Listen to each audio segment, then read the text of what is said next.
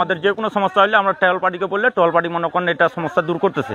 8 দিন বাদ মাইকিং করতেছে গ্রামে, 8 দিন বাদ লোকগুলাকে এক জায়গায় জড়ায় লোকগুলাকে বুঝাইতেছে যে ক্লিয়ার ক্রস করবেন না।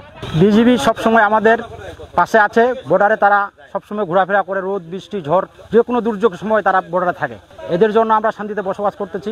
স্থানীয় জনসাধারণকে আমরা উদ্বুদ্ধ করছি তারা যাতে কোনো ক্রমেই সীমান্ত শূন্যরেখা বরাবর কোনো ধরনের কোনো অপরাধের সাথে নিজেদেরকে জড়িত না করে। আমি বর্ডারে 4-5 জন 6 জন মিলে যাইতাম গরু আনতে।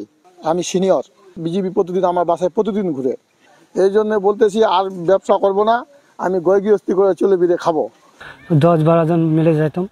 যাওয়ার পরে বিজিবি জানলো, বিজিবি জানে বলে আমাকে আমার বাসায় গেল, আমার বাবা মায়ের কাছে।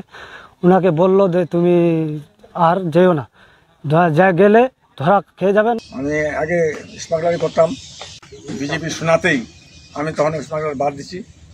বিজেপি আমাকে একটা সুন্দর একটা দোকান ধরা দিছে।